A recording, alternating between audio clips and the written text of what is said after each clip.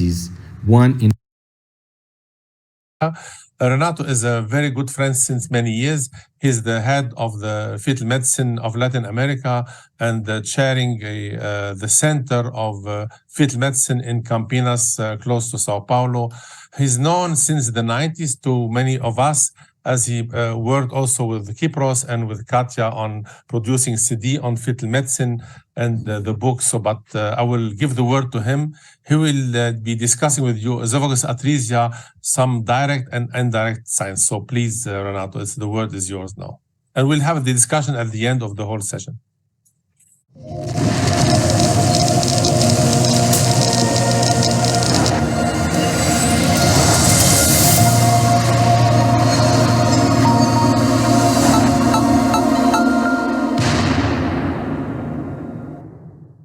Hello, my name is Renato Ximenes. I'm from Brazil, and I would like to thank you the invitation of Professor Katia Bilardo, Habi Shawi, and Dick Timmerman to participate on this ISWOG-approved course, Ultrasound in Obstetrics and Gynecology. My talk will be on esophageal atresia. By definition, esophageal atresia is a spectrum of congenital anomalies characterized by a lack of continuity of the esophagus with or without the presence of one or more abnormal connections with the trachea. In a paper published by the group of asthma in 2018, they have a key message regarding that prenatal diagnosis of esophageal atresia is very poor. And in the literature, it ranges between 24 to 32%. It's also very common associated with other anomalies, gastrointestinal, cardiac anomalies, renal anomalies, and skeletal anomalies, and is about 31 to 60%. The prevalence is 1 in 4,000 live births. This is the gross classification. The gross classification is classified by A, B, C, D, and E types, and the most frequently is the type C. Type A is esophageal atresia without the fistula, so superior and inferior part are not connected, and no part is connected with the esophagus is connected with the trachea. It's about 70% of the cases. Type B, esophageal atresia, has a proximal tracheoesophageal fistula, very rare form, and the superior part is connected with the trachea, but the inferior part is closed, 2% of the cases. Type C is the most common, and this is what we are doing the most of diagnosis, about 86%. The superior part is closed, and the inferior part is connected with the trachea.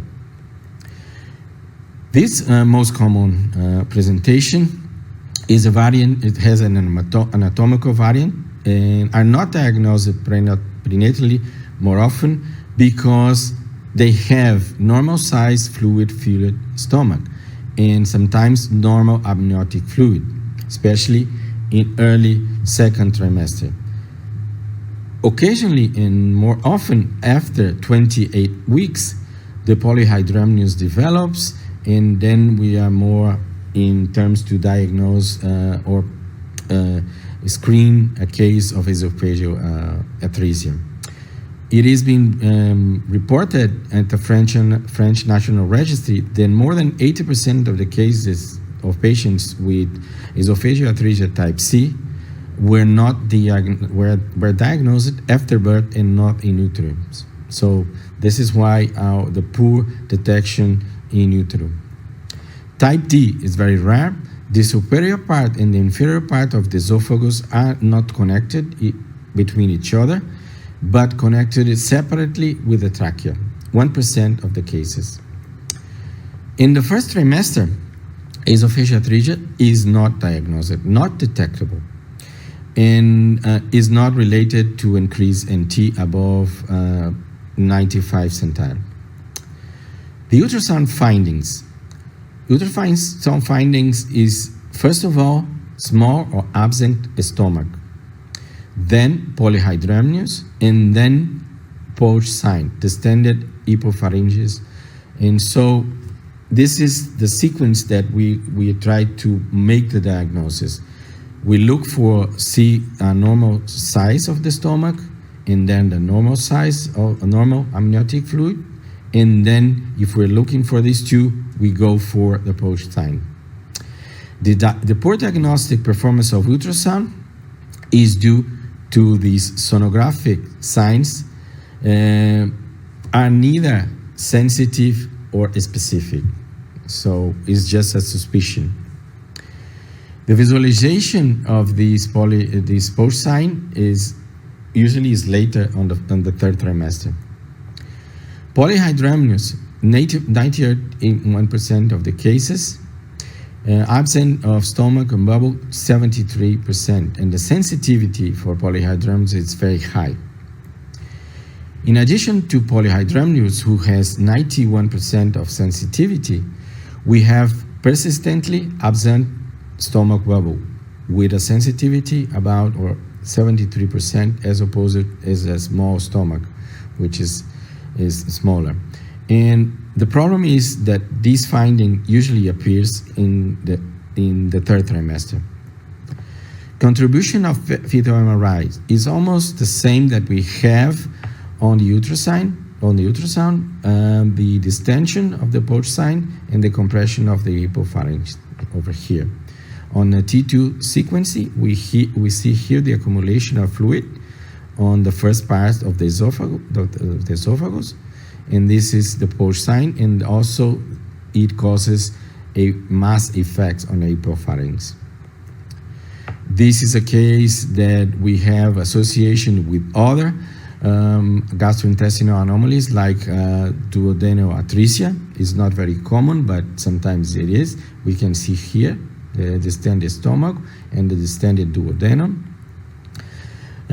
It's also important to stress that it's very common to have skeletal anomalies, vertebras, Vactro syndrome, and so sometimes we can use computerized tomography after 28 weeks. Usually here we use after 32 weeks in the suspicion of skeletal anomaly, especially to evaluation the vertebras.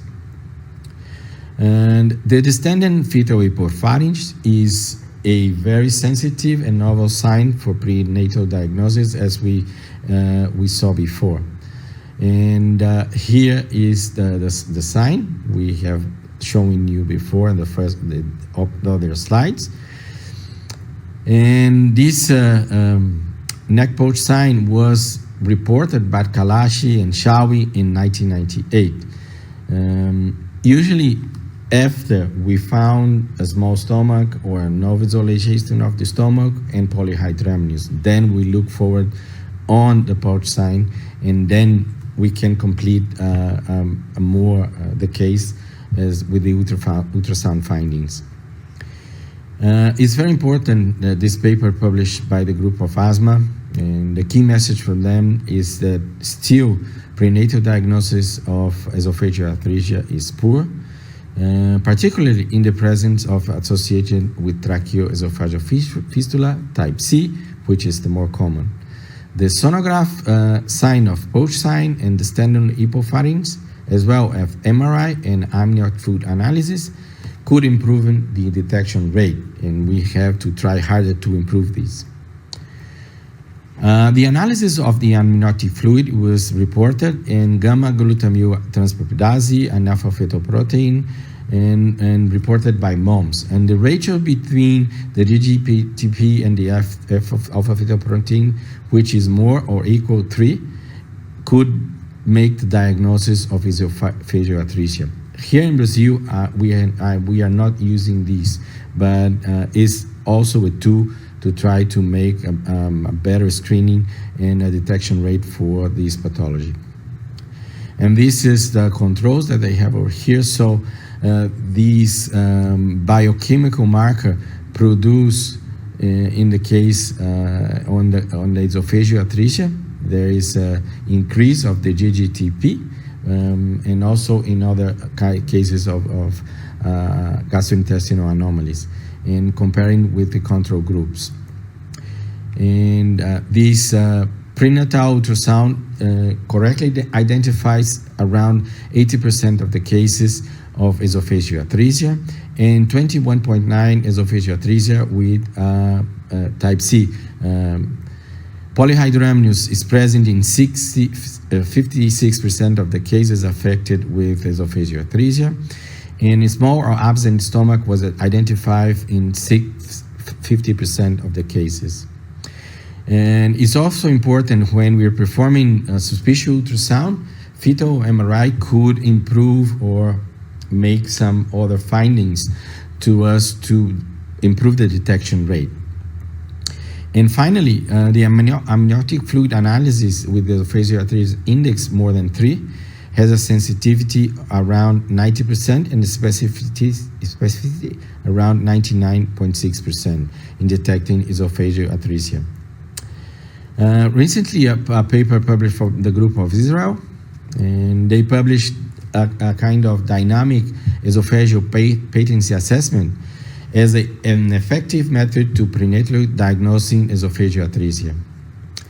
And here they show some images that the narrowing of the esophagus near to the aortic arch, and swelling in coronal and posterior sagittal views. They show here normal esophagus and other ones with the dilated esophagus, the esophageal pouch over here, and then try to correlate these as a dynamic possibility to evaluate this. And they try to mark some points: the junction of the esophagus and the pharynx, the position of the esophagus on the posterior left atrium, and at the esophageal hiatus in the diaphragm. And here they mark the point over here,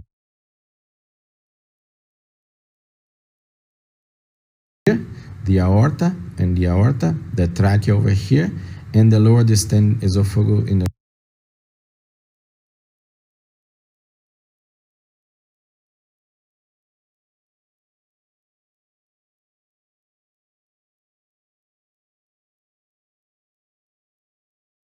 normal case. And these are the results that they have it. They're very small number of cases, and then they concluded then that this kind of exam could be another approach to improve the detection rate of esophageal atresia. This is all because we try to improve a poor detection rate on this pathology. And after we screen or diagnose esophageal atresia, we have to refer this to a fetal medicine center. The patient has to have a counseling, and if it is above or after 28 weeks, anatomy scan, fetal echocardiography, fetal MRI, amniocentesis for chromosome abnormalities, and also CG array. Fetal MRI should be performed after 28 weeks. The prognosis will depend on if it is associated with cardiac and with anatomic anomalies, and genetic anomalies, chromosomal anomalies, and the time of the delivery. If the baby delivered after 28 weeks and the fetal weight is above 1,500 grams and no cardiopathies, the survival rate could be up to 95% or beyond after greater than 95%. If the fetal weight is less than 1,500 and has other anomalies, also the survival rate will decrease dramatically. Chromosomal anomalies and the etiology of esophageal atresia in tracheoesophageal fistula has been reported in the literature. It's very difficult to understand because it's considered multifactorial. It also has association with Bactrio and sometimes is isolated. Chromosomal anomalies have been found in 6 to 10% of the patients with esophageal atresia with type C, and most commonly the trisomies. However, there are 4 genes that are here that are reported involving with the etiology syndromic of esophageal atresia. 25% of the children has trisomy 18, which is very important to offer the karyotype. And also we have lots of deletions and alterations on specific local chromosomes that is involved with esophageal atresia. And over here we have the trisomies and the deletions in red and duplications in green. So these are trisomies, deletions, duplications, and trisomies. And these are the distal 13q deletions is also reported in many cases with Vactrus association. And it's very important to send for a genetic counseling. And the problem is that sometimes some papers are just looking for cases that are related with another anomalies in cardiac, skeletal, and not isolated cases. So it's very difficult to point out the cases. These are the most common cases of that we have deletions and duplications, and as esophageal atresia could occur as an isolated anomaly, it may be part also a complete cases of congenital defects, and it may develop within context with known syndrome or association. Genetic factors are most likely to play a role in later two groups. And it has to be stressed that we have to offer the patient the possibility, and also cases that we have the diagnosis that sometimes we could re-evaluate, re-examine the karyotype of these children to see if we find other regions of deletions or duplications. And this is a paper published recently in 2017. They stress out, they just ran in the cases of anomalies associated. It was 45 cases. Also, these are the most frequent anomalies. By far, cardiovascular, 75% of the cases, following by skeletal and gastrointestinal ones. And this is a diagnosis, and these are the anomalies associated with Vactor. In conclusion, in this case, these are the patients they follow up after birth, and so it's important to the clinicians to be aware there is a possibility of genetic syndrome causing these multiple congenital anomalies. Chromosomal microarray might be a good test to perform at a first intention in patients showing malformations. Also, we can put this in prenatal. To exclude chromosomal anomalies and chromosomal breakage analysis could permit an early diagnosis also of Fanconi anomaly. And treatment in the tertiary care center provides an excellent outcome for these infants with esophageal atresia, despite of 80% frequency of concurrent anomalies, 60 to 80%. Prenatal diagnosis of esophageal atresia has to have an attentive obstetric management, especially if we have polyhydramnios, and also to avoid the possibility of prematurity or the risk of rupture of membranes. Esophageal atresia that are isolated has a survival rate very high, around 90 to 100%. These are the association, prenatal diagnosis, and others. The data show overall the same in patients that not appear higher date than other than congenital. This is a kind of repair that you can do after the repair of the esophagus connecting. We can enter over here in the baby after birth, repair the trachea and repair the esophagus.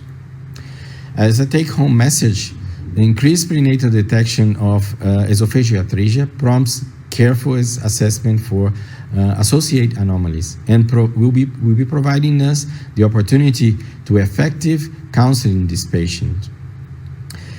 And then we will have fewer postnatal transfers that may require, if it delivers in hospital, they are not so specialized to treat this pathology. Polyhydramnios is the most important finding for the diagnosis of esophageal atresia, followed by the small stomach and the Post sign.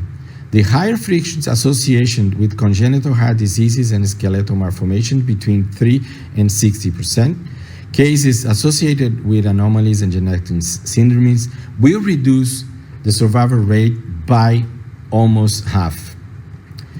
Cases with malformations, we have to offer CG array, MRI after 28 weeks, and CT after 30 weeks if we are looking for skeletal malformations. In fetus with esophageal atresia, we have to take care on the fetal weight, because as we know, low fetal weight in these cases could be associated with a less survival rate. The follow-up every 2 to 4 weeks at a center of fetal medicine and delivered at a reference hospital. This was my message for you on esophageal atresia. Thank you very much.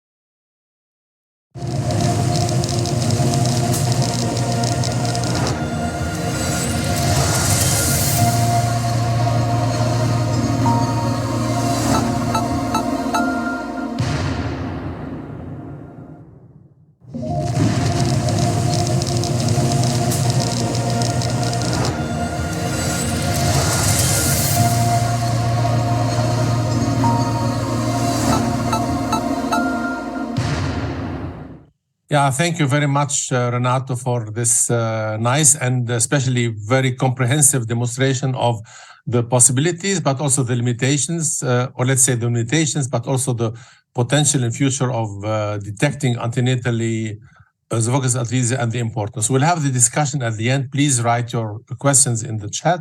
Now we move to the next talk, also on atresia, but it's on bowel atresia, a little bit lower from the duodenum till the anus, so anus atresia. It will be presenting by Professor Asma Khalil.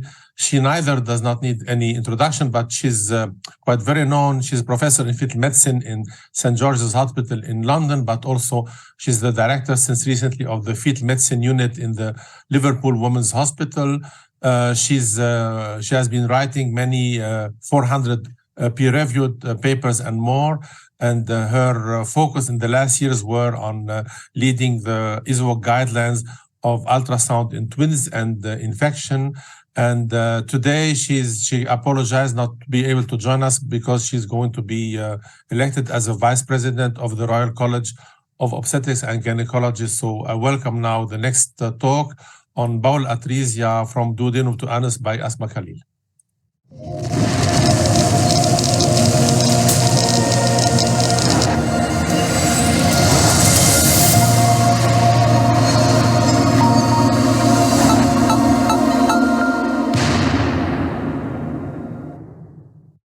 Hello, everyone, dear colleagues and friends. This talk is going to focus on bowel obstruction.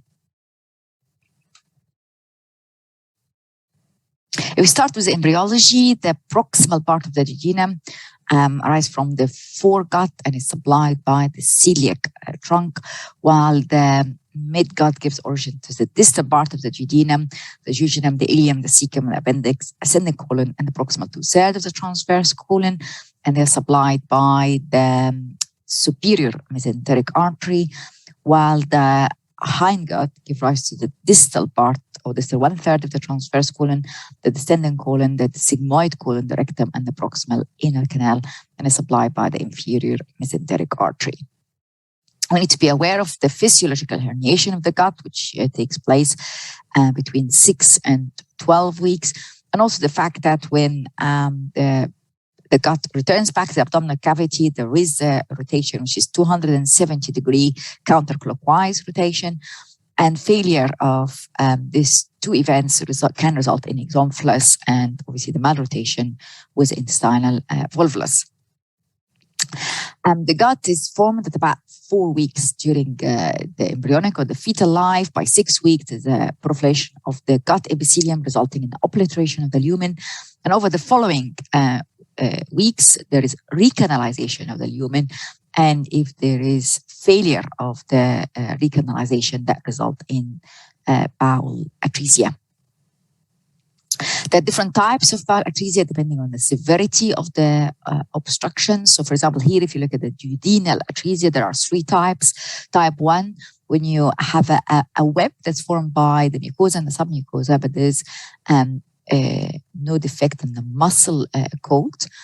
While type 2, you see the 2 duodenal ends are arthritic and separated by, there is distance here, but attached by just a very thin cord. And type 3, which is actually the 2 duodenal ends are arthritic and separated by some distance, and without any tissue intervening. We see the more severe form. It's estimated that atresia can account for about 95% of all bowel obstructions. And in fact, atresia is more usually confined to the small intestine. It's more common in the small intestine. The most popular theory of the atresia is the fact that it's a vascular disruption or damage to blood vessels that feed the bowel during early fetal life, the first 6 to 12 weeks. How common is intestinal atresia? It's about 1 in 1,500 live births, but actually the instance varies according to the site of the atresia along the bowel. So very rare, biliary atresia 1 in a million. While actually the commonest is the jejunal ileal atresia, which occurs in about 1 in 1,000 to 3,000 live births. What do you see on ultrasound scan? What are the diagnostic criteria? The typical appearance will be dilated bowel, sometimes with polyhydramnios. And generally speaking, the polyhydramnios is more common the more proximal the obstructions, less common the more distal the obstruction. But sometimes you have atypical or uncommon presentations, things like ascites or meconium peritonitis or meconium pseudocyst, which we're going to go through later. So I mentioned there is bowel dilatation. So how do you determine whether the bowel is dilated or not? Where when you have the diameter of 7 millimeter or more. So when you see that on ultrasound scan, think of underlying conditions, things like bowel atresia or stenosis, meconium ileus. Rarely there is sort of the volvulus, and also sometimes the colonic agangliosis, which is things like Hirschsprung disease. How do you determine whether the dilated bowel, the ECG ultrasound scan, is it actually the small or the large bowel? It's not always easy, but there are some clues that help you to differentiate. The small bowel obviously tend to have a smaller lumen. They have the Blaikie circularis, which extends throughout the lumen. And again, small bowel can have peristalsis, which is not, you don't see it in the large bowel. So I mentioned that about bowel dilatation, the cutoff is 7 millimeter. Do we actually have reference ranges for the bowel biometry? And the answer is yes. So for example, this study, you can see here on the left-hand side, this is the diameter across gestational age of the small bowel, and on the right-hand side is the large bowel. And you see that at 40 weeks gestation, the mean diameter of the small bowel is 5 millimeter, and the mean diameter is of the large bowel is 15 millimeter. The other interesting finding in this study is that when you follow up or you do longitudinal assessment of these fetuses, that actually the cases that had bowel pathology had progression of the dilatation of the diameter. You can see the ones in red, while the one that hasn't, they progressed, so the diameter was the same. On repeat assessment, had no bowel pathology. And therefore, that's important to have the longitudinal assessments, the follow-up ultrasound scans before you make your final diagnosis, because in this study, more than half, to 56%, actually the intestinal dilatation that was seen has resolved. And all of these cases had normal neonatal outcomes with no bowel pathology, not requiring surgery.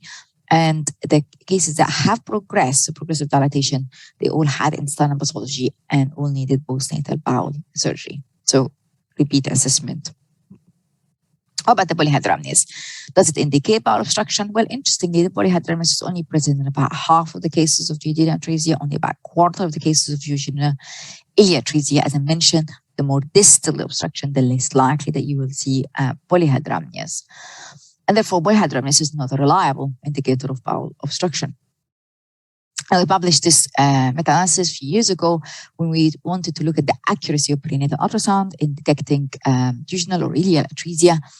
And we found that actually the detection rate was relatively low. So for jejunal atresia, about 66%, for ileal atresia, about 26%. Again, the more distal the obstruction, the lower the detection rate. And we found that both dilated bowel and polyhydramnios actually had low overall detection rates. And therefore, many of the cases where there is atresia, we miss them. We don't identify them prenatally. And even when you actually see there is dilated bowel or there's just polyhydramnios, they're actually not all of them have bowel atresia.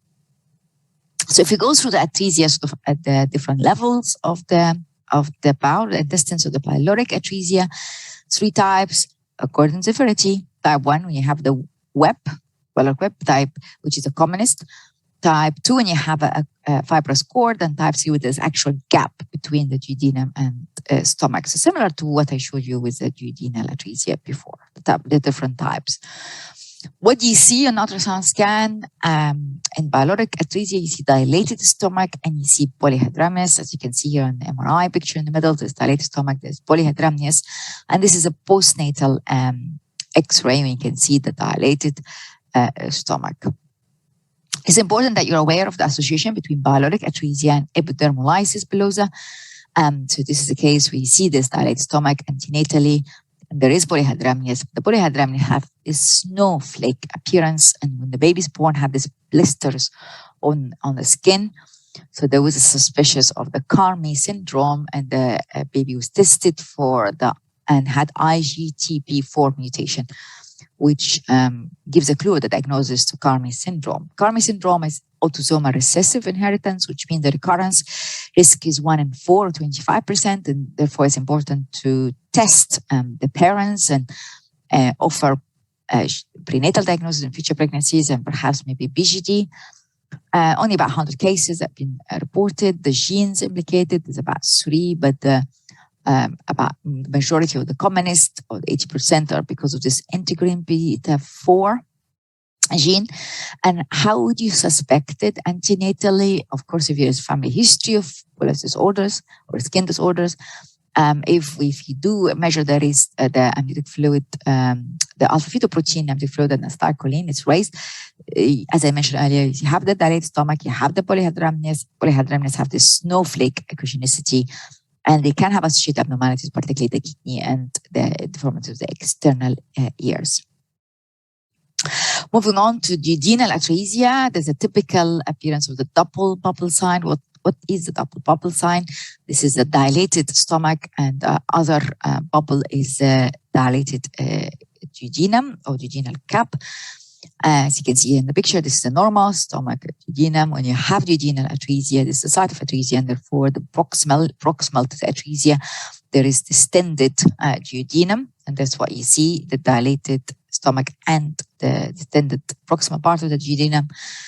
As usually, you see that after 24 weeks, and even the polyhydramnios, which is only present in about half of the cases, also develops after 24 weeks. We need to know that there is associated with chromosome abnormalities, which is about 30%. And of course, the commonest would be the trisomy 21. If you look at the old literature, you see that that they reported maybe up to 44%.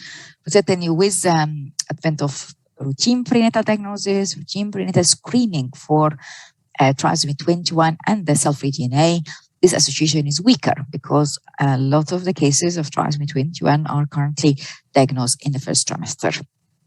It's not just the chromosomal abnormalities, but also other defects, mainly obviously cardiac, renal, vertebral abnormalities, which are reported in about 10 to 20% of cases of duodenal atresia, and therefore it's important that you do detailed ultrasound scan and fetal echo.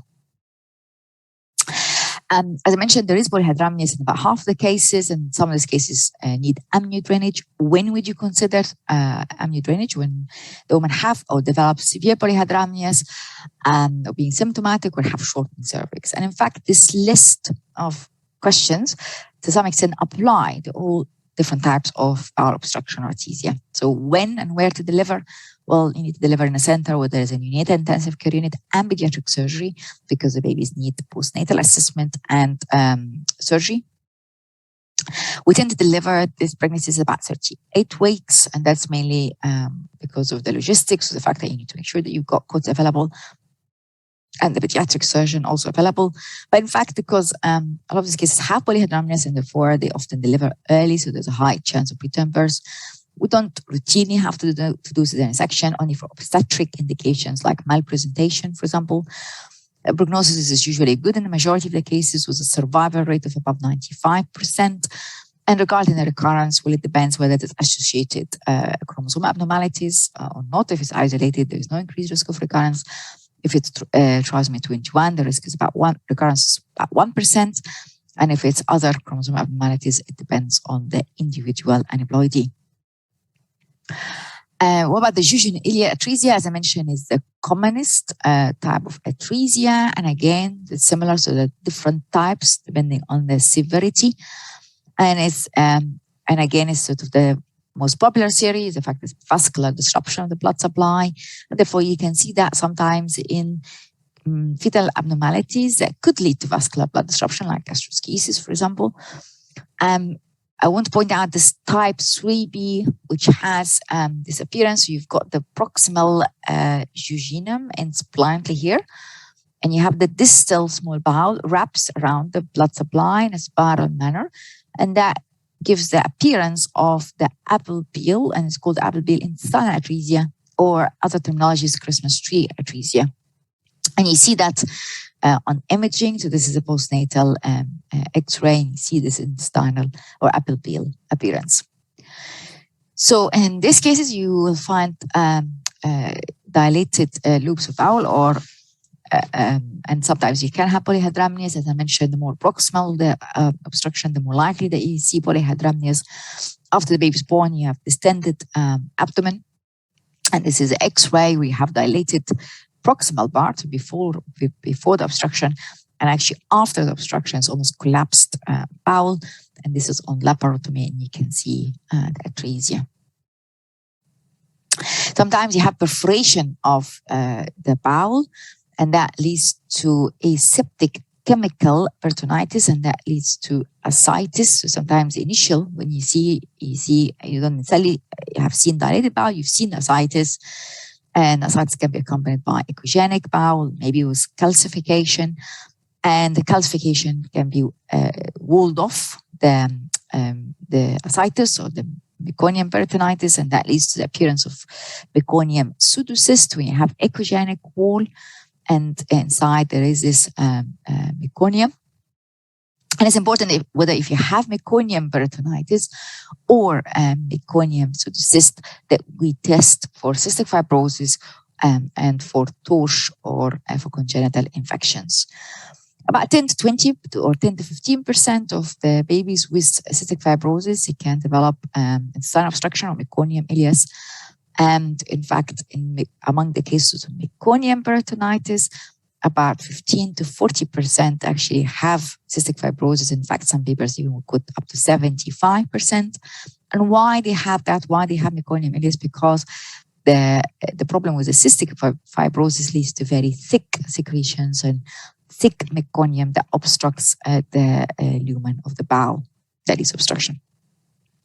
If there is a treatment of meconium peritonitis, and this, I came across this study that was published about 10 years ago by a Japanese group that reporting the prenatal treatment of meconium peritonitis with urinary trypsin inhibitor. So what is urinary trypsin inhibitor? What was the theory behind it? Well, meconium have digestive enzymes, and such as the trypsin, and that induces the aseptic peritonitis and ascites that you see in meconium peritonitis. And having this inflammation could inhibit, so when you have a perforation, it actually, after that, the sealing of the perforation that helps with the healing. But if you have extensive inflammation, that can inhibit or delay spontaneous sealing, and actually even makes the bowel, the wall of the bowel edematous, which aggravates the underlying obstruction. So the idea is that the human urinary trypsin inhibitor, which is physiological anti-inflammatory substance, is inhibitor of the protease, including the trypsin, and therefore that helps with the healing or reduces the inflammation.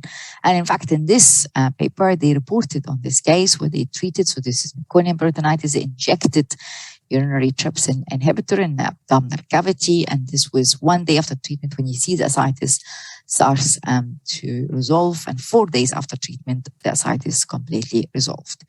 Is it used routinely? And the answer is no, certainly not in our practice. I mentioned earlier that in the absence of chromosomal abnormalities, the risk of recurrence of atresia is very low. But I've shared this case. In fact, it's a case from Simon Mayer, where first pregnancy, it was consanguineous couple, had ascites in the mid trimester, paracentesis, meconium stained fluid.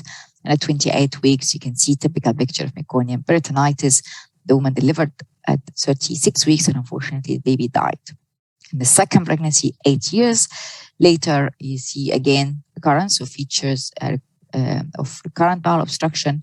And then they decided to undergo termination of the pregnancy. And the postmortem, you see the bowel obstruction. That's a case of recurrent bowel atresia.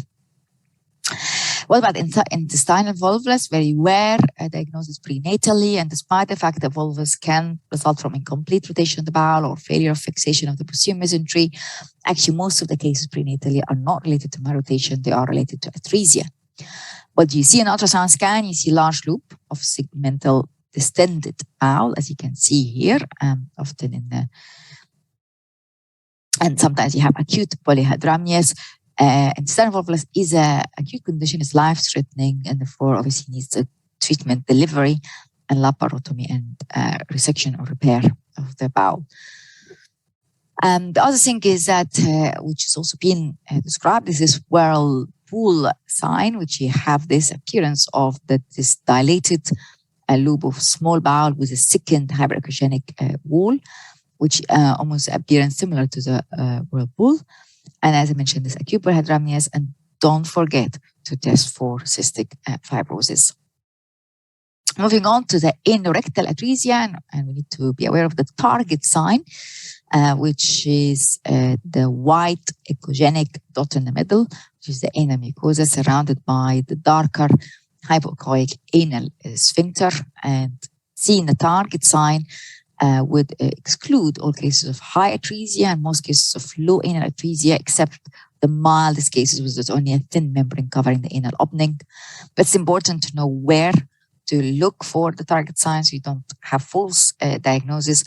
You need to scan at a really level that's very low. So when you don't see, you no longer see the pelvic bones or the head, the femur head, because if you don't do that, you could actually miss a diagnosis or think that the ischial tuberosity can be erroneously diagnosed as the anal mucosa.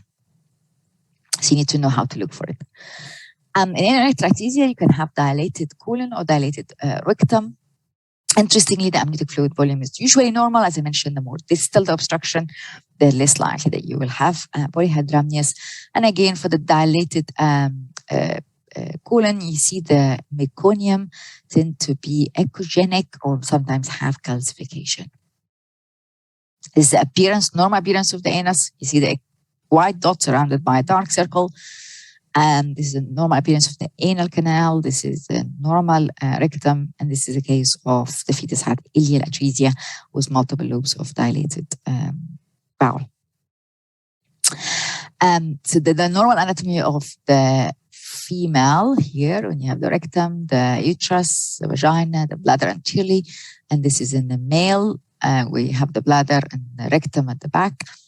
You could have cases where actually just the anal opening is missing, but the rest of the anatomy is okay with a male or female, or you could actually have it more complicated where the rectum connects to the vagina in the female or can connect to the bladder in a male. Anorectal atresia is difficult to diagnose prenatally. Most of the cases are not necessarily diagnosed prenatally, but if you do, you need to be aware of the association of chromosomal abnormalities, which is reported in about 3 to 4% of the cases, and association with other structural abnormalities like urogenital, vertebra, and CNS, reported in 70% of the cases, and also with other non-genetic syndromes like VACTERL, co-regression syndrome, and OIS syndrome. What is OIS? OIS is an acronym of omphalocele, extrophy, imperforate anus, and spinal defects. And you see here, so you will have the low anterior abdominal wall defect with having protruding mass that's at a lower level than what you would see in the case of, for example, exomphalus. You don't see the bladder between the two umbilical arteries. You will see spinal defect, and here there's a skin covering, which is, you can see that of the post-mortem. And here you don't see the anus, so barefoot anus, and here this is a omphalocele and extrophy. Another case, again, this is a meningocele with an intact skin covering. You see this is an omphalocele, protruding mass, and there is anatresia. There's no target sign, and there is ambiguous genitalia. The vector or the vater, so that stands for V for vertebral abnormalities, A for anal atresia. The C, the part of the vectoral, is the cardiovascular abnormalities. The T is the tracheoesophageal fistula. The E is esophageal atresia. The R is for renal or radial abnormalities. You see here, so radial abnormalities, limb abnormalities. There is this anal atresia, and there is vertebral abnormalities. Can we diagnose it in the first trimester? And I came across this again reported recently of a case of vectoral in the first trimester, when you see there is a pelvic abdominal cyst. And we've published before, when you have a pelvic abdominal cyst in the first trimester, that could be an early sign of rectal malformations. And in fact, actually, even the cyst itself can disappear in the second trimester, and then you see the features in the third trimester. And here there's a hemivertebra, and here you see that there is abnormal small right foot. So, as I mentioned, there is a long list of potential associated abnormalities with rectal atresia. So be careful and do detailed anomaly scan. See here, you see the hydronephrosis, you see the rectal dilatation, you see the renal. There's no anal canal, and after the baby's born, there is anal atresia. Another one was this omphalocele. There is here the absence of the target sign. So anal atresia, and this is postmortem. Finally, the Hirschsprung disease. And that's not necessarily an atresia. This is, it happens because there is a segment of the bowel that's, there is congenital absence of the intramural parasympathetic nerve ganglion, and therefore there is the problem with the motility. The meconium accumulates that causes obstruction, dilatation of the lumen. And if the bowel or the rectum are involved, you will see the ultrasound, the diagnostic or the feature that you see similar to the large bowel obstruction or the anorectal atresia. If there's small bowel involvement, you will see features of small bowel obstruction, so polyhydramnias and dilated bowels. Here you see the dilated colon, and you see on the abdominal X-ray postnatally. And about 5% are associated with chromosomal abnormalities, mainly trisomy 21. So in summary, in cases of bileuric atresia, you have the dilated stomach, you have the polyhydramnias. In cases of duodenal atresia, you will have the typical double bubble sign and polyhydramnias in about half of the cases. In small bowel obstruction, you will have the dilated loops of bowel. You could sometimes have polyhydramnias, and you could have the ascites in context of meconium peritonitis or even sometimes meconium pseudocyst. And in the large bowel obstruction, you will have dilated rectum or colon, and sometimes you have the anal atresia or the absence of the target sign, and amniotic fluid volume is usually normal. So I'm going to stop here. Thank you very much for your attention, and I'm happy to take any questions.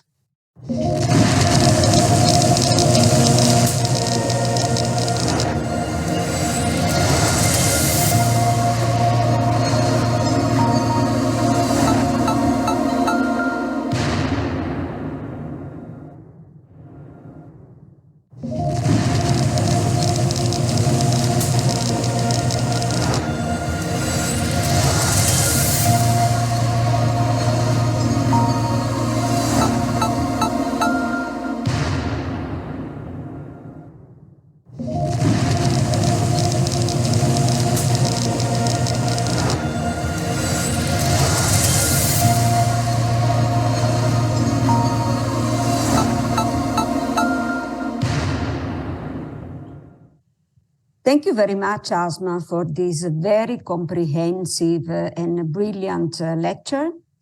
The discussion will be held at the end. And now it is my pleasure to introduce the next speaker, who lives and works in the Netherlands like me.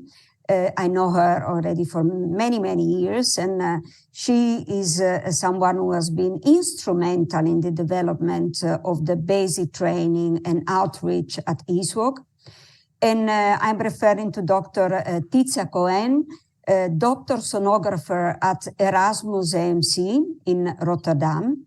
And we are now going to hear from her what she has to tell us regarding abdominal wall defects.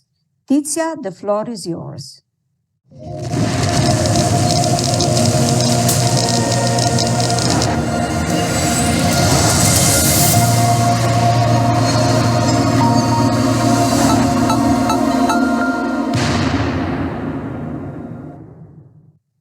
I would like to thank the organizers of this meeting for the invitation to speak on the subject of abdominal wall defects.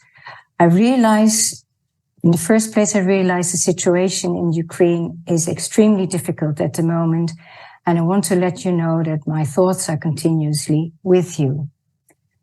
Now, let's start with the subject of abdominal wall defects. In the first place, I would like to discuss the embryology of the abdominal wall. During the 7 to 12 weeks of gestation, the midgut grows very rapidly and requires more space than the abdominal cavity to develop. Therefore, the growth takes partly place within the umbilical cord. And in the meantime, also there are 3 anti-clockwise rotations occurring, which at the end cause the midgut to enter back again within the abdominal cavity.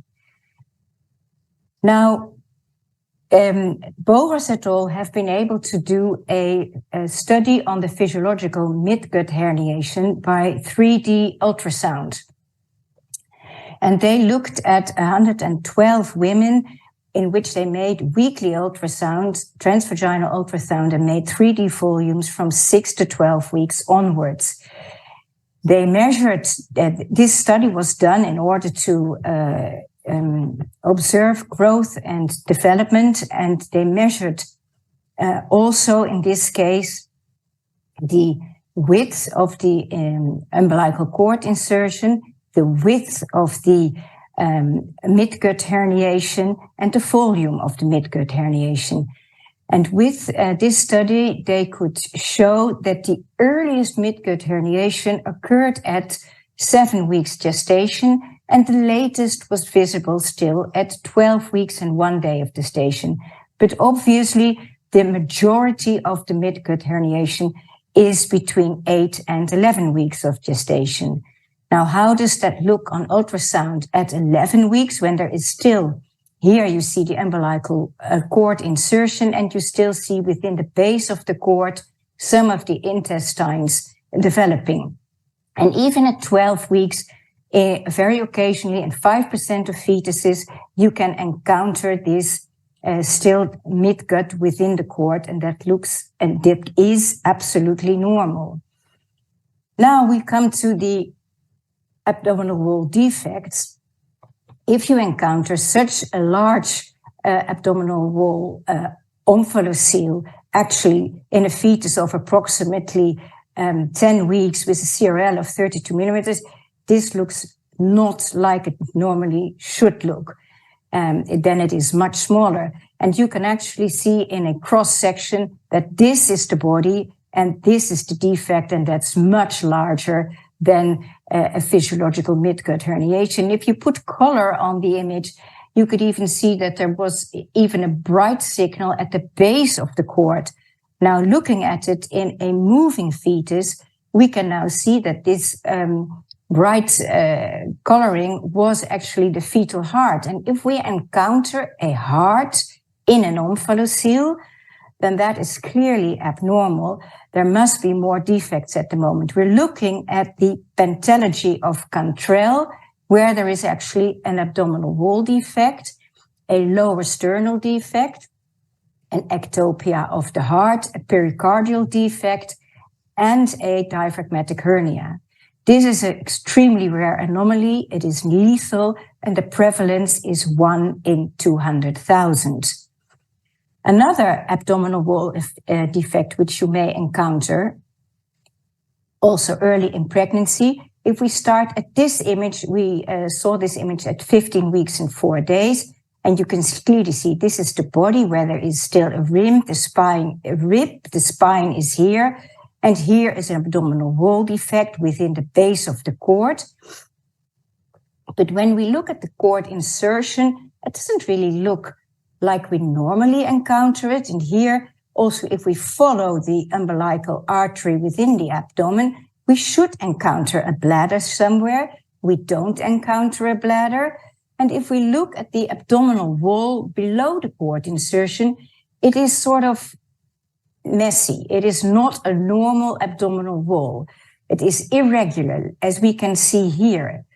When the fetus turns around, you actually see the spine, and the spine ends right there abruptly. It doesn't taper. And if we do a coronal scan, it doesn't taper in between the iliac bones, but stops abruptly.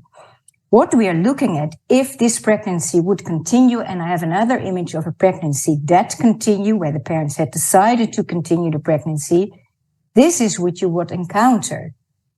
An omphalocele, a large abdominal wall defect, actually not a normally formed abdominal wall below the omphalocele, but an extrophy of the bladder, where you look at the hind wall of the bladder, you cannot encounter normal genital development. And this is part of the OEIS complex, which is actually an atypical omphalocele, an extrophy of the bladder, an imperforate anus, and spinal anomaly. And the spinal anomalies can be either spina bifida or, like in the case which we just saw on ultrasound, a sacral, an abruption of the sacral development. Also, the prevalence of this is extremely rare, 1 in 200,000. Another abdominal wall defect which we can encounter is that you sort of see the fetus, it's a hydropic fetus, but actually what is happening in this case is that there is no umbilical cord or a very short umbilical cord, and the fetus is attached to the placenta. We call this a body stalk anomaly, and it has a prevalence of 1 in 7,500 and is also a lethal anomaly. We will now come to the more normal, not normal, but the abdominal wall defects which we encounter more often. Here we look at an omphalocele. An omphalocele is actually when structures from within the abdomen develop within the base of the umbilical cord, and the umbilical cord is at the top of the omphalocele, and the contents may be liver, maybe intestines, and maybe even other structures. Gallbladder you can encounter also in an omphalocele. And you see here a nice 3D image where you see the body of the fetus and the omphalocele, but then with a 2D image you can actually observe what content is within the omphalocele. Now, the prevalence of this anomaly is at birth 1 in 3,000, but at 12 weeks gestation, during pregnancy 1 in 3,000, but at birth 1 in 12,000. The reason for that is that omphaloceles are very often, in 80% of the cases, associated with either trisomy 18, genetic syndromes, or other structural pathologies, which and many of these anomalies are lethal.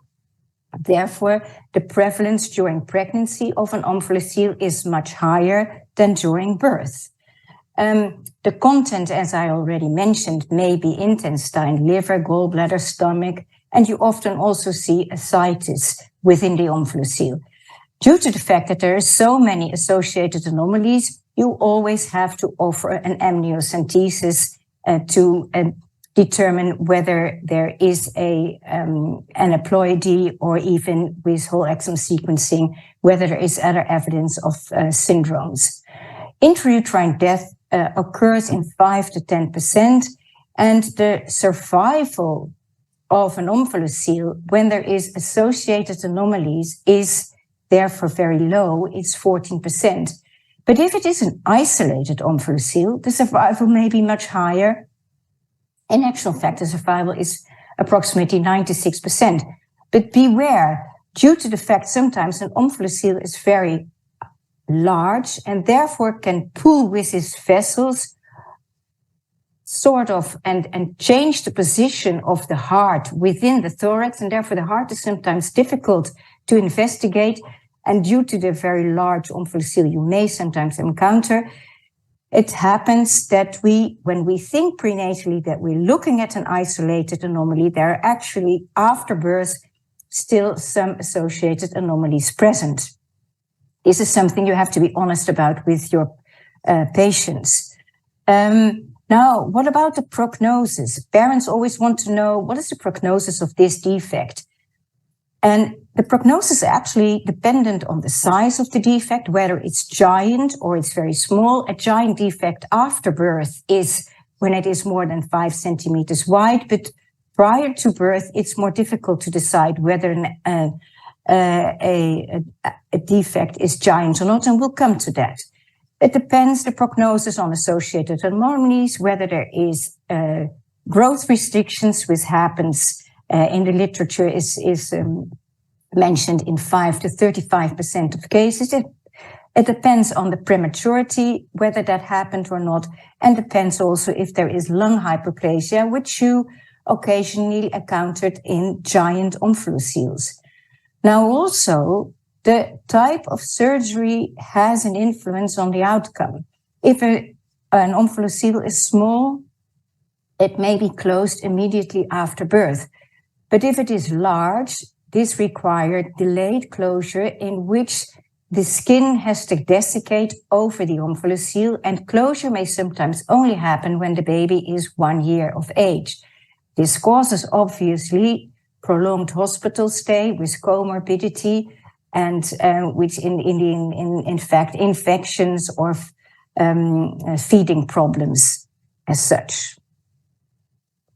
Now, we have tried to determine whether we can say prenatally if an omphalocele can be closed primarily or delayed.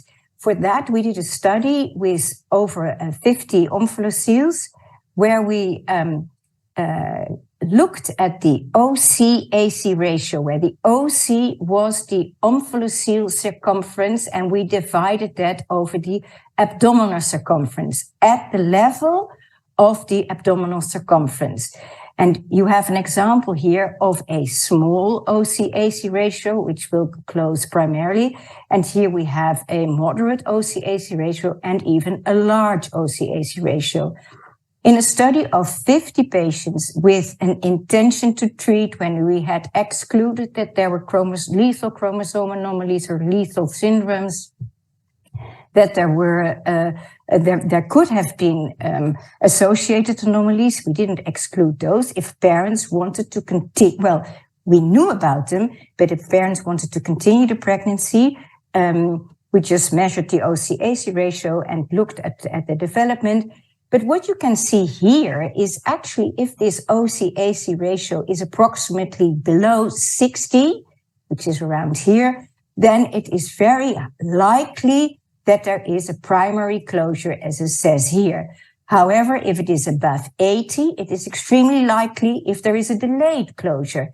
But if it is between 60 and 80, there is a gray area in which it is impossible to be sure what type of closure you will encounter.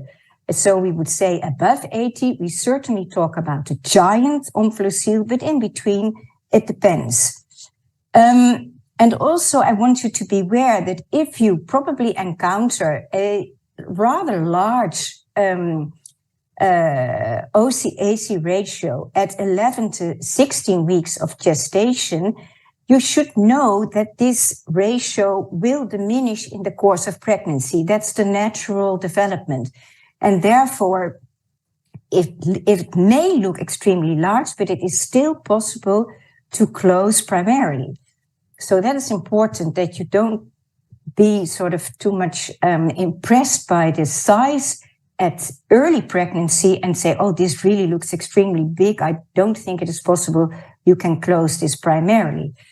We therefore made a flow diagram of the 50 patients with an intention to treat, to decide whether or not it was possible, how the closure would be. If there is no liver herniation, for sure there is primary closure, and the survival is very high. If, however, there is liver herniation, but the OC-AC ratio is below 0.61, also there is primary closure and the survival is good. However, if there is liver herniation and there is an OC-AC ratio above 0.76, for sure there is delayed closure, and we immediately see that the survival decreases to 77%. And then there is this gray area where the OC-AC ratio is between 62 and 0.76. In this case, approximately 30% will have a primary closure and 70% will have a delayed closure with its accompanying outcome. This is something you can use if you want to discuss with the parents what is the chances of delayed or primary closure. And here you have an example of a small omphalocele where there was a primary closure, and here a omphalocele with a ratio rather in the gray area, which resulted in a delayed closure. Again, the example of the primary closure. After birth, it looks like this, and within 1 day, it is closed. And the outcome will, and there surely will not be necessary such a long hospital stay. This was a male born at 38 weeks with 4.2 kilograms. Unfortunately, he did have Beckwith-Wiedemann syndrome, which is one of the syndromes associated with omphaloceles. And the prevalence of that anomaly is 1 in 13,000. Beckwith-Wiedemann, you can diagnose prenatally. However, it is also a methylation abnormality, and 20% of the cases cannot be diagnosed. So you're never completely sure. If you see a large fetus during pregnancy with a omphalocele and probably has some tongue protrusion, you may be suspecting a Beckwith-Wiedemann. Now, this is an example of a delayed closure, where here we have the omphalocele, which is a ratio of 0.71. It looks like this after birth, very small infant. And it was the baby was born at 36 weeks with a birth weight of 2.2 kilograms. And therefore, it was not possible to push the omphalocele back into the fetus. There was just not enough room. And 2 weeks later, the infant is still in the ICU, and the omphalocele slowly has to desiccate, and probably the surgery can only take place after 1 year, although sometimes already now they go home much earlier and get treated at home. But obviously, you can imagine that this would cause more comorbidity. Parents also like to know, what is the prognosis of my child? I mean, how will it grow? How large will he be? How is the mental development? And how is the psychomotor development? We have been doing a continuous study on cases, on 19 omphalocele cases, where we looked at 12 and 24 months at their outcome. And in the minor omphalocele cases and the giant omphalocele cases, you can see that their height is within 2 standard deviations, but below the norm. but it is still within 2 standard deviations. The same is so for their weight. The weight is within the 2 standard deviations, and the infants with the minor omphalocele are slightly larger than those with the giant omphalocele, but the giant omphalocele cases are still within the range for their age. Now, what about their mental development at the age of 2 years? Actually, for the cases with the minor omphalocele, the majority have a normal mental development, and only 3 of the 24 or 25 have a moderate or severe delay. And this is slightly, these variations are slightly different for the giant omphalocele, where 30% of the cases, but it were only 10 cases, had a mild to the severe mental delay, but then again, 70% had a normal mental development. For psychomotor development, this is completely different. The minor omphalocele have, in the majority of cases, a normal development, but due to the fact that the omphalocele is so large, and also therefore the baby, once it becomes mobile, it takes a lot of time to be able to get to mobilization. This causes a delay in the psychomotor development, and you can see that approximately the majority of them, of these cases with a giant omphalocele, have either a mild, moderate to the severe delay, and only 2 have a normal psychomotor development. Information, I hope, that is useful for counseling your parents. We come to another anomaly, a gastroschisis. The gastroschisis is totally different from the omphalocele. It is a defect in the abdominal wall on the right side of the umbilicus, where the intestines go through this defect and float freely within the abdominal cavity. And here's a nice diagram which Brugger and Preyer made following their MRI studies, where at 12 weeks they could see a little a bit of intestines within the amniotic cavity, but at 20 weeks and at 30 weeks, the contents within the amniotic cavity increase. And you can see that at 30 weeks already, there's also a colon within the amniotic cavity. So it's an abdominal wall defect on the right side of the umbilical cord insertion. At 12 weeks gestation, we can encounter here the stomach and there the cord insertion, and in the right side of it, we see the intestines protruding within the amniotic cavity. Here you see the, I lost my mouse, I'm sorry. Here we will see the umbilical cord and the intestine floating free within the amniotic cavity.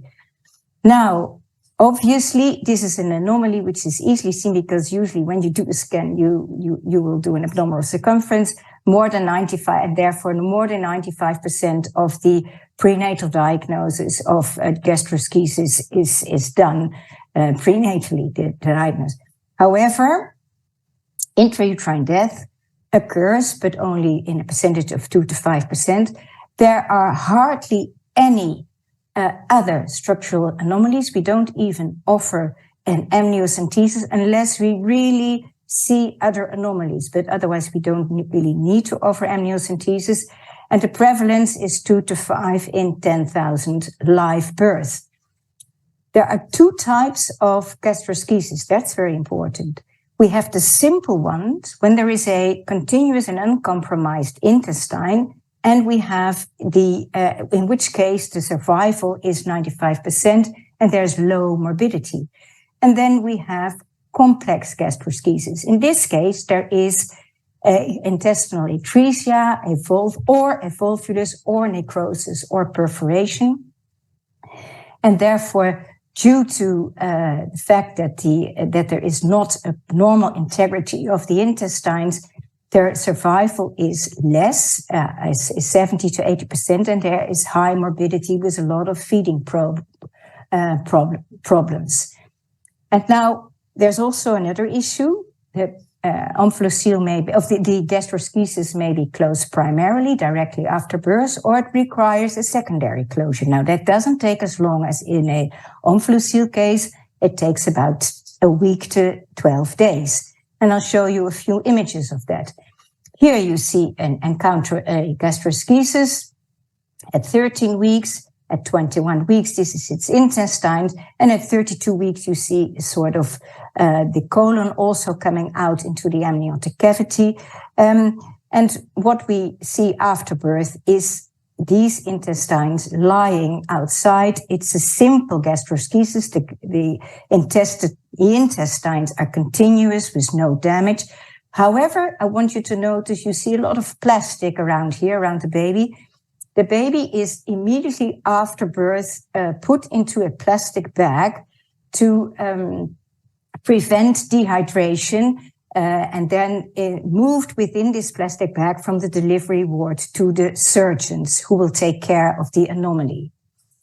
And this is then sometimes within a few hours already, but the same day, the intestines are put back within the abdomen, if that is possible, and the abdomen is closed, and then the intestines are properly protected.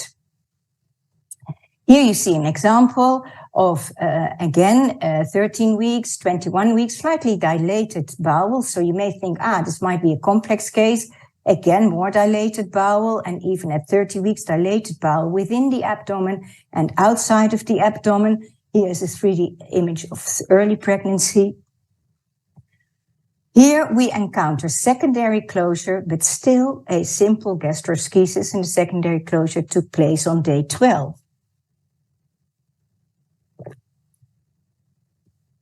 And this is what it looks like.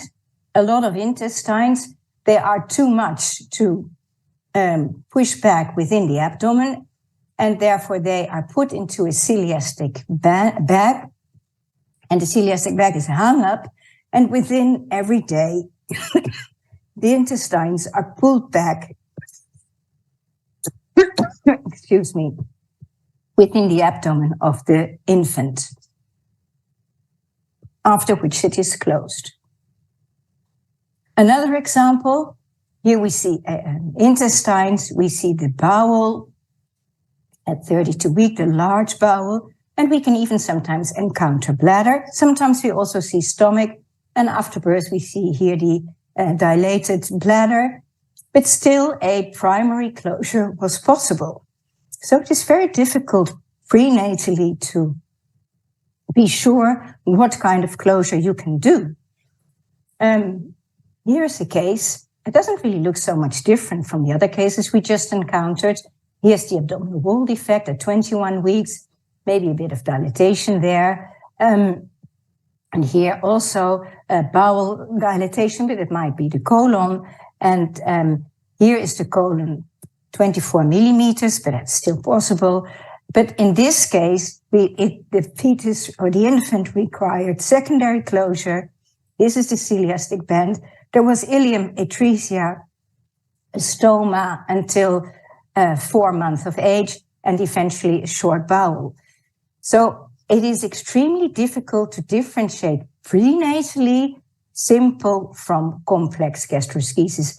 Here you have two images. This is an apple peel atresia, when actually the intestines sort of rotate around each other, and you get dilatation of the intestines. This is 25 millimeters within the amniotic cavity, and this is 24 millimeters. The only clue you might have here, that there are some levels of fluid, which you don't have here. So here you might say, there might be a risk, but sometimes that's also very difficult to distinguish. There have been several studies on prediction of simple and complex gastroschisis, looking at the and what is most useful is what is the diameter of the intestines in the third trimester outside of the fetal abdomen. But still, you can never be sure, as you can also see by this example. Now, these parents of gastroschisis infants also want to know, what will my child be able to do? And so we studied the growth and the height at the age of 1 and 2 years. And actually, in this case, there is no difference between the infants with a simple or a complex gastroschisis. Their growth and weight is within the first standard deviation, so within normal range, but below the average. But it is still within normal range. And what about their mental and psychomotor development? Well, in simple gastroschisis, as with the small omphalocele, we see that 85% has a normal mental development and only very few have a delay. We encountered a lot more fetuses, 42. We could follow with these studies, 42 infants and 7 infants with a complex gastroschisis. So the simple gastroschisis, the majority of the cases have a normal mental development, and actually, with the complex gastroschisis, of the 7 cases that we could study, approximately 8 had 57% had a normal development. So this is also still a majority. The psychomotor development is also for the simple gastroschisis quite within the normal range, but in that case, due to the long-term hospital stay, there may be more chance of severe or moderate delay in the cases with a complex gastroschisis. This is knowledge you may be useful for you to discuss with the parents when they ask about the prognosis on long term. This study is being continued, and we hope in the near future to publish the data on their development at age of 8 years, which is again, at school age, how do they progress at that stage? So in conclusion, the abdominal wall closes between 11 and 12 weeks, actually, and I'm sorry, it says 13 weeks. The omphalocele, pathology of control, body stock anomalies can be diagnosed from 10 to 12 weeks onwards. 80% of the omphalocele have associated or syndromic anomalies which influence their outcome, and the prognosis and development are dependent, obviously, on these associated pathology and the size of the defect. And what we do in our hospital is after we've done all the analysis, around about 20 weeks, we have done the chromosome analysis. We've, with ultrasound, decided whether there are not there associated anomalies. We always let them be counseled by the surgeon about their prognosis, so they can then decide whether they or not want to continue a pregnancy. For the gastroschisis, actually, it is the same. We can diagnose it from 12 weeks onwards. There is rarely associated pathology, so actually, therefore, the surgeon can diagnose these patients earlier and tell them what happens after birth, but also be very careful that it is very difficult to distinguish simple from complex gastroschisis, because the intestinal integrity is very difficult to determine prenatally, and that the prognosis and development are good for the simple gastroschisis and slightly for half of the cases, this is good for the cases with a complex gastroschisis. Thank you very much for listening, and the time is now open for questions.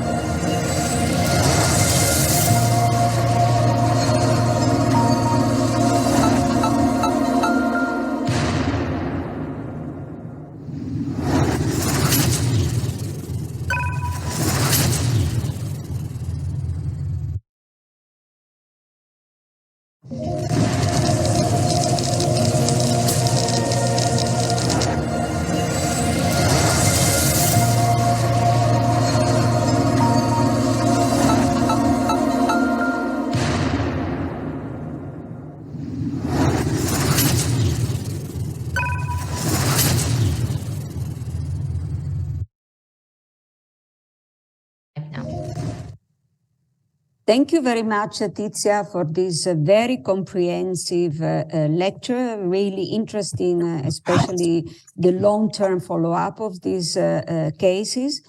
I think that now we will move to the discussion, and there is a question for the first speaker, for Renato, and the question is, should we perform prenatal array only in non-isolated cases?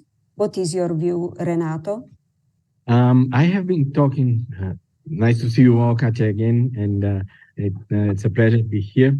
The geneticists, they are advising us to get straightforward to the array in cases of esophageal atresia. Also, they are wanting to review cases that have not diagnosed by just only chromosomal abnormalities, but check the array. It's very important to check the array because deletions and duplications is very common and that are being missing. So I recommend that in non-insulated cases that go straightforward to array. Of course, it goes regular ones, then array, then sometimes exoma. Well, that depends very much on the policy of the center of the country, because, for instance, in the Netherlands, where I work, we always do an array in all cases of anomalies, even if the anomaly is isolated. But obviously, this depends very much on the financial resources and on the specific policy. Yeah. I want to say also something to this, but not only on esophageal atresia, but in general.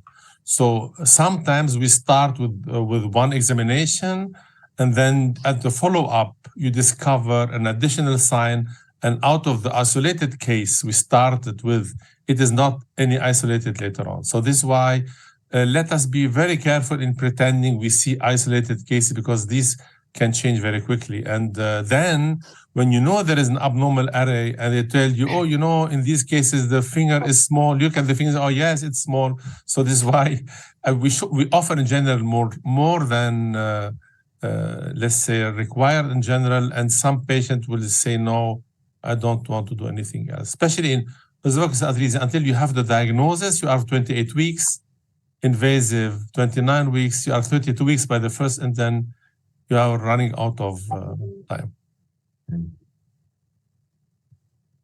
Well, then there is a question for Tizia. I thought a measurement of the diameter of the intestinal loop should be performed intra-abdominally. Yes, well, thank you very much for this question. That has been a case that indeed it is more suspicious if the intra-abdominal, if bowel intra-abdominally dilates, that there might be a chance of a complex gastroschisis. However, as I've shown you, there's many literatures to find out what is the best way to demonstrate, and it's sort of a balance. You can also measure the loops inside the abdomen, but you can never be sure, as I showed in the case, that then you're looking at an atresia. So some literature say inside the abdomen, and a lot say outside the abdomen, and it's really look what the next publication will be, and it might again be inside. It is really true. We do not know. I guess that's the most honest thing to say. Yes, thank you. I have also two questions for you. One is, maybe I missed it during your presentation, but when you see a first trimester hernia, which means omphalocele, or maybe a physiological hernia, is there a measurement that can help us in making a prognosis as to which cases will resolve and which cases will persist? Because we have this magic 45 millimeters as a kind of a cutoff, but as we know, there may be also fetuses that have a later closure. So do we have another clue? So that's one question. And the other one is well, when you discussed very elegantly the long-term development of these fetuses in terms of motor development and mental development, but you didn't say about the morbidity. And I think that especially in case of the gastroschisis, morbidity and mortality, it's still quite of a problem. Thank you, Katia, for these questions. Let me first go to the first one. In the first trimester, when you encounter a small defect within the umbilical ring, and you don't know if you're looking at the physiological gut herniation or whether it will develop into an omphalocele. The 3D study, which we did, what I showed in the very first slide, we looked at, I think, 110 volumes of women which were scanned weekly. We determined that the widest diameter of the area within the cord, so the widest diameter of the loops within the cord, was always less than 7 millimeters. Mm-hmm. But that's something that diameter is useful, because if it's larger than 7 millimeters, that might give you a clue, well, let me do another look within 2 weeks or so to see whether it has gone or not. So that's the one thing. And about the morbidity, yes, indeed, gastroschisis cases which are complex, where there is where the intestines are in any way damaged, they need prolonged intravascular feeding, and that causes a lot of problems. Yes, indeed, and they may be admitted for quite a long time, and it may take a long time to wean them off this feeding and to start normal feeding, and then also it takes a long time to get them used to normal feeding. Indeed, and I did mention it, but probably I didn't press it enough, that complex, the cases that are complex, which is probably about 15% of the gastroschisis cases, yes, those cases have a long-term morbidity and longer stay in hospital before they can return home. Once they return home, then you saw what the outcome was like. Well, also one of the problems is the short bowel syndrome. Yes, yes, absolutely. Yes. That is a very difficult problem. And that is something, sometimes you think, this one will really go wrong. But the problem is it will go wrong after the time that the mother has been able to decide for a termination, which is such a difficult position. If in a country like the Netherlands, you have a limit of 24 weeks. There is another question asking if it's possible that omphalocele present without membrane covering. Yes, there are some cases where there is a rupture of an omphalocele.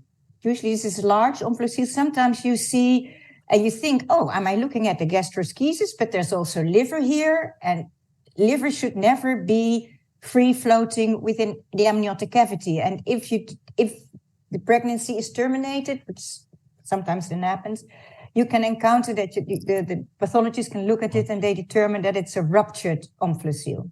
But in general, if there is bowel floating, you would rather consider gastroschisis. Yes, absolutely. Yes, no. And you can always see that it is on the right side of the umbilicus. Yes. Yeah, the umbilicus has a normal entry in the abdominal wall. Okay, other questions for Renato, for Asma? I think it was a nice and clear session, and I hope you got many informations. I use the opportunity to thank again the companies, GE Healthcare and Sonio and Nexus Astraea for supporting the meeting. And we'll have now a short break, 20-minute break until 4 o'clock, where we'll come to the hard session. So see you later on. And for you, Renato, I cross the finger for Brazil, and for the evening for the Netherlands, and for the one listening to us. Yeah. Are you going to wear it? Yes. Okay. Yes. So, or is it Rafa's? No, it's mine. So, okay, mine. Good luck, and see you later. Yeah, I see. See you. I see, okay.